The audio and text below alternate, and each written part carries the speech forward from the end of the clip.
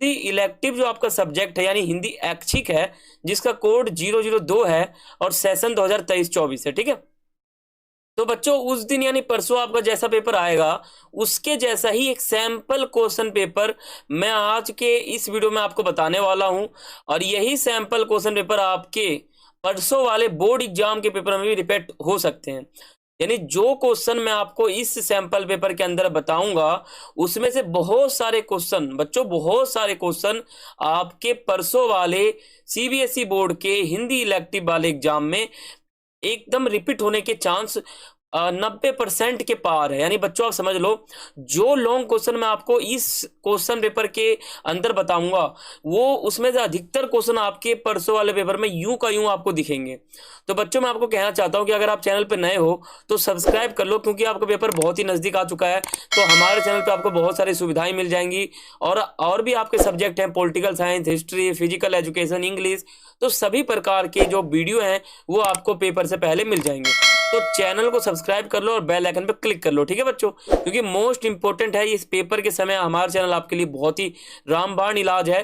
तो बच्चों सब्सक्राइब करना बिल्कुल मत भूलना, सब्सक्राइब कर लो, मोस्ट इंपोर्टेंट। ठीक है बच्चों, तो आज हम क्या समझेंगे, आज हम 19 फरवरी 2024 को जो आपका हिंदी इलेक्टिव का बोर्ड एग्जाम सीबीएसई का होने वाला है, तो उस पेपर का एक सैंपल क्वेश्चन पर आपको बताने वाला हूं। मैं आपको फॉर्मेट बताऊंगा, ठीक है बच्चों, और इंपॉर्टेंट क्वेश्चन बताऊंगा और कुछ टिप्स भी दूंगा जिससे आप अपने एग्जाम में अच्छे नंबर ले सको। तकरीबन 80 नंबर का पेपर हमारा है, तो आपका जो नंबर है ना 78 आ जाएंगे। मेरे इस वीडियो को आप पूरा देख लो, और वीडियो पूरा देखने के बाद मैं आपको गारंटी देता हूं कि आपके 78 नंबर आ जाएंगे। यानी 80 में से 78 नंबर आपके आएंगे ही आएंगे। आप लिख के रख लो। बस आपको क्या करना है बच्चों, चैनल को सब्सक्राइब करके बेल आइकन पे क्लिक कर लेना है। ठीक है बच्चों, ये काम अगर आपने कर लिया तो मैं ये मानता हूं कि आप अपने बोर्ड एग्जाम में बहुत ही अच्छे नंबर लेने वाले हो, बहुत ही अच्छे। ठीक है बच्चों, तो सब्सक्राइब करना मोस्ट इंपॉर्टेंट है बच्चों, मोस्ट इंपॉर्टेंट, क्योंकि कई बच्चों ने कर भी लिया है, तो आप ही बच चुके हो, तो आप भी कर लो तो आपके लिए बहुत ज्यादा लाभकारी होगा। तो बच्चों अब हम अपना वीडियो शुरू करते हैं। ठीक है, देखो सब्जेक्ट हमारा हिंदी ऐच्छिक का है, जिसका कोड 002 है। कक्षा हमारी 12वीं है, और जो हमारा निर्धारित समय है वो 3 घंटे का है।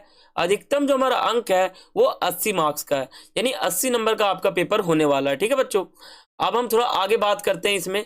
अब इसमें क्या करते हैं, इसमें हम थोड़ा इसका सामान्य निर्देश समझते हैं कि आपका पेपर कैसे आएगा, क्या बटा हुआ है इसमें। देखो, इस प्रश्न पत्र में 2 खंड है बच्चों, 2 खंड है। खंड आ जो आपका रहेगा परसों पेपर में वो रहेगा वस्तु परक। दूसरा आपका खंड जो बै रहेगा वो वस्तु निष्ठ रहेगा। ठीक है बच्चों, प्रश्न पत्र के दोनों खंडों की सभी जो प्रश्न की संख्या है वो 14 है। यानी दोनों खंड को अगर आप मिला लोगे आ और बा को, तो 14 प्रश्न बन जाते हैं। खंड अ में जो है उप प्रश्नों सहित 40 वस्तु पूरक प्रश्न पूछे गए। बच्चों जो आपका खंड आ रहने वाला है वो आपका 40 मार्क्स का रहने वाला है, जिसमें आपको एमसीक्यू क्वेश्चन पूछे जाएंगे अभिव्यक्ति और माध्यम से, अंतर भाग 2 से, ठीक है, अंतराल भाग 2 से, और गद्यांश वाले काव्यांश वाले क्वेश्चन आपको दिए जाएंगे इस 40 नंबर वाले सेक्शन में। ठीक है बच्चों, खंड बा जो है आपका वर्णात्मक प्रश्न वाला है, इसमें 8 वर्णात्मक प्रश्न पूछे जाएंगे, 8। ठीक है, इसमें आपको विकल्प जो है नहीं मिलेगा। यथासंभव सभी प्रश्नों के उत्तर क्रमानुसार लिखें। यानी आपको सीक्वेंस वाइज आपको लिखना है, यानी एक एकदम सीक्वेंस से लिखना है, पहला, दूसरा, तीसरा, ऐसे करके। ठीक है, देखो जो आपका खंड अ है वस्तु पूरक प्रश्न है या वस्तु परक प्रश्न है। अपठित बोध, इसमें आपको गद्यांश मिलेगा, इसको आपको ध्यान पूर्वक पढ़ना है, और इसको पढ़ने के बाद क्या करना है कि आपको नीचे क्वेश्चन पूछे जाएंगे, उनका आपको जो है एकदम सावधानी पूर्वक और अच्छे से आपको जो है आंसर देना है। देखो नीचे आप देख सकते हो, ये आपको प्रश्न नीचे पूछे गए हैं, तो इन सब का बच्चों आप आंसर दोगे गद्यांश को पढ़ने के बाद। ठीक है बच्चों, तो ये आप देख सकते हो, ये आपका जो खंड अ है उसका पहला प्रश्न था। यहाँ हमारा पहला प्रश्न समाप्त हो गया। अब हमारा खंड आ जो है उसी के अंदर दूसरा प्रश्न हमारा रहेगा, वो भी बच्चों आपका 8 मार्क्स का रहेगा, और ये आपका रहेगा काव्यांश वाला। ठीक है बच्चों, ये आप इसमें आपको अथवा भी मिलेगा, अगर आपको ऊपर का नहीं आता तो नीचे का आप कर सकते हो। अब देखो बच्चों, आगे आप बढ़ोगे तो आगे आपका तीसरा प्रश्न आएगा, अभिव्यक्ति और माध्यम वाले से पूछा गया है, तो इसमें आपको सभी प्रकार के क्वेश्चन पूछे जाएंगे। ठीक है, देखो यहाँ पे एक क्वेश्चन बच्चों पूछा गया है, मैं आपको आंसर बताता हूँ। फीचर के संदर्भ में कौन सा कथन सही है? फीचर एक सुव्यवस्थित और आत्मनिष्ठ लेखन है, बिल्कुल सही बात है। फीचर में लेखन के पास अपनी राय जाहिर करने का अवसर होता है। इसको हम साइड में रखते हैं। फीचर लेखन में 6 ककारों को सम्मिलित किया जाना अत्यंत आवश्यक है। तो हमारा जो आंसर आ जाएगा बच्चों, जो कथन यहाँ पूछा गया, कथन कौन कथन सही है, तो बच्चों कथन यहाँ पे अगर बात करें तो कथन हमारा ए तो बिल्कुल सही है। ठीक है, कथन ए जो है हमारा बिल्कुल सही है। तो हमारा आंसर क्या आ जाएगा, कथन ए और बी वाला, यानी हमारा आंसर सी आ जाएगा। ठीक है बच्चों, तो इस प्रकार आपको इसमें आंसर देना है। इसका आंसर आपको ऊपर भी मिलेगा, इसका नहीं मिलेगा बच्चों, ये अभिव्यक्ति और माध्यम का, इसको आपको नहीं मिलेगा। ठीक है, अब आगे जो सेक्शन अ है, यानी आपका खंड अ है, उसमें आपका चौथा प्रश्न पूछा गया है जो कि काव्यांश वाला है। ठीक है बच्चों, आपको भी इसी प्रकार से क्वेश्चन पूछे जाएंगे आपके बोर्ड एग्जाम में। और बच्चों वीडियो स्किप मत करना, और चैनल पर नए हो तो सब्सक्राइब कर लो, क्योंकि आगे मैं आपको मोस्ट इंपोर्टेंट क्वेश्चन बताऊंगा जो आपके बोर्ड एग्जाम में परसों जो है यूं का यूं आपको रिपीट होते हुए मिलेगा। तो वीडियो स्किप मत करना, आपको मैं पहले कह रहा हूँ। ठीक है, वीडियो स्किप कर दोगे तो आपका पेपर आने वाला है, आपका नुकसान हो जाएगा। देखो 5वां प्रश्न आपका रहने वाला है, गद्यांश को ध्यानपूर्वक पढ़ें और इसका उत्तर दें। ठीक है, ये आपका गद्यांश वाला है बच्चों। देखो अब बच्चों आप एक चीज ध्यान रखो, गद्यांश वाला बहुत आसान होता है, जो मैंने आपको पहले भी बताया है। अब बात करते हैं छठा प्रश्न। ये जो है इसमें आपको विकल्प के बारे में पूछा गया है। ठीक है, इसमें आपको क्वेश्चन पूछे जाएंगे और इसमें जो है आपका 4 ऑप्शन रहेगा, उसमें आप आंसर दे सकते हो। आगे जो आपका ख है और ग है, ये आपको मिल रहा है, इसके 4 ऑप्शन है और इसमें से आपको कथन वाला मिलेगा, और कथन आपको 2 दे रखा है और इसमें से आपको इसमें पहचानना है। अब जो खंड, इसमें आपको ऑप्शन मिलेगा घ वाला, फिर अड़े वाला मिलेगा और इसमें 4 ऑप्शन मिलेंगे। आपको इसमें कथन दिया है, कारण दिया है। आप इन दोनों को आप पढ़ोगे, अगर कथन सही है और कारण भी सही है तो ये व्याख्या करता है कि नहीं करता, तो ये आप इसमें आंसर दोगे। आगे बढ़ते हैं तो आगे आपको दिख रहा होगा, आगे आपका च है और छ है। ठीक है, तो यहां पर बच्चों हमारा 40 मार्क्स हो जाता है समाप्त। ठीक है बच्चों, अब बच्चों आप वीडियो के उस क्षण पे पहुंच चुके हो जहां अगर आपने वीडियो को मिस कर दिया तो आपका नुकसान बहुत ज्यादा है। तो बच्चों अब आपको वीडियो बिल्कुल ध्यान पूर्वक अच्छे से देखना है, क्योंकि जो खंड ब है ना, ये अगर आपने कर लिया तो आपके नंबर 50 तो यूं ही पहुंच जाएंगे, अगर आपने पूरे साल ना पढ़ा हो। ठीक है बच्चों, तो अब हम खंड ब शुरू करते हैं। यहां अब हम समझते हैं पहले 7वां। बच्चों ध्यान देना, खंड ब में आपका पहला प्रश्न रहेगा 7वां। ठीक है, 7वां प्रश्न रहेगा जो कि रचनात्मक लेखन का रहेगा, जो कि 120 शब्दों में आंसर देना होता है रचनात्मक लेखन का।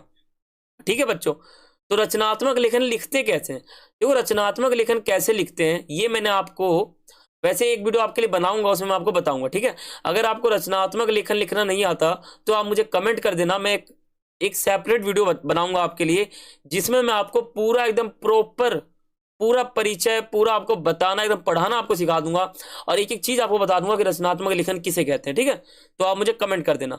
तो यहां मैं आपको थोड़ा सा बताता हूं। देखो रचनात्मक लेखन जो है, इसमें आपको टॉपिक मिलता है, पहला टॉपिक, दूसरा, तीसरा।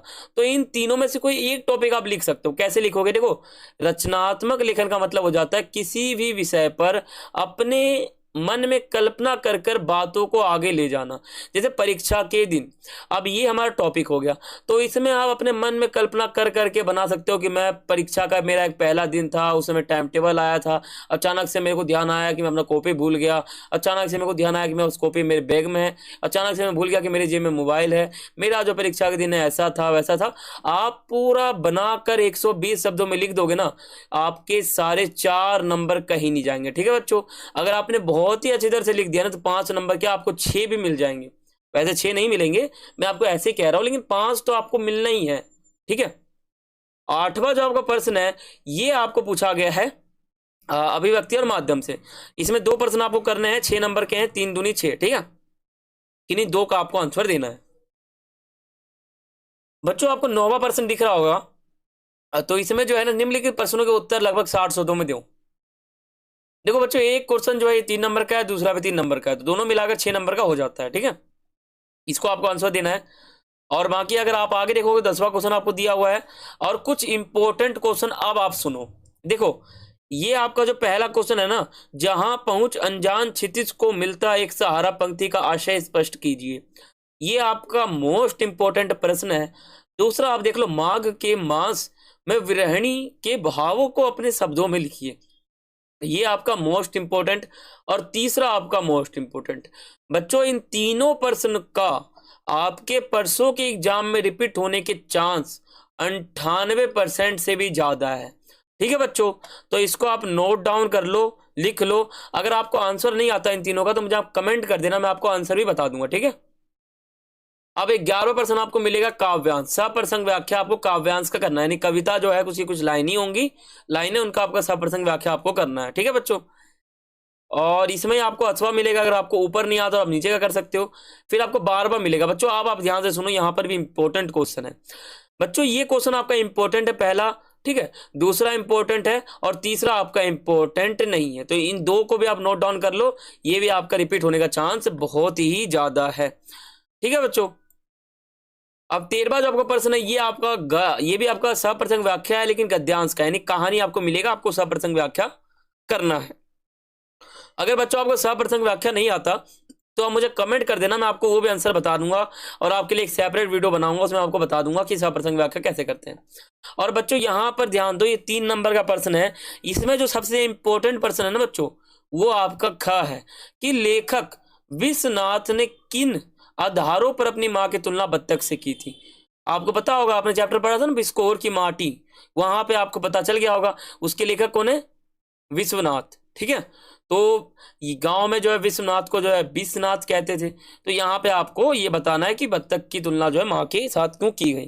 ठीक है, ये आपका मोस्ट इंपॉर्टेंट है, इसको आप लिख लो, आपके लिए बहुत इंपॉर्टेंट है और पेपर में आने का चांस बहुत ज्यादा है। तो बच्चों यहाँ पे हमारा सैंपल क्वेश्चन पेपर समाप्त हो गया और मैंने आपको इस सैंपल क्वेश्चन पेपर में जो है एक ऐसे क्वेश्चन ही बता दिए बहुत सारे, जो आपके 19 फरवरी 2024 के बोर्ड एग्जाम में रिपीट होने के चांस 98% है। तो बच्चों चैनल को सब्सक्राइब कर लो और बेल आइकन पर क्लिक कर लो और तुरंत ही सब्सक्राइब करके बेल आइकन पर क्लिक कर लो। ठीक है बच्चों, और बाकी अगर आपको सप्रसंग व्याख्या का वीडियो चाहिए या फिर रचनात्मक लेखन का चाहिए तो मुझे कमेंट कर देना, और बाकी अगर आपको इन सब का आंसर भी चाहिए तो मुझे कमेंट कर देना। ठीक है, बाकी मैंने आपको बहुत ही अच्छी तरह से सैंपल पेपर सॉल्व कराया है, अच्छे से बताया है। तो बच्चों आपको इसी प्रकार से करना है और बाकी आपका पेपर बहुत ही अच्छा जाए, ये मेरी आपसे मतलब मैं आपको ऑल द बेस्ट कहता हूँ। ठीक है, और बाकी जो आपका पेपर है वो अच्छा जाएगा 19 फरवरी का, और मैं तो ये चाहता हूँ। ठीक है, तो आपको वीडियो पूरा देखना है, एक एक चीज को समझना है, एक एक बातों को समझना है, और जो भी मैंने आपको यहाँ पे वीडियो में बताया है क्वेश्चन, वो क्वेश्चन आपको नोट डाउन करना है। अगर आंसर नहीं आए तो आप मुझे तुरंत इंस्टाग्राम पे आके पूछ सकते हो, या फिर आप मुझे वैसे भी कमेंट करके पूछ सकते हो, मैं आपको बता दूंगा आंसर। ठीक है, तो ये हमारा आज का वीडियो था, तो फिर मिलते हैं अगली वीडियो में, तब तक के लिए सभी को थैंक्स फॉर वॉचिंग। जय हिंद, जय भारत।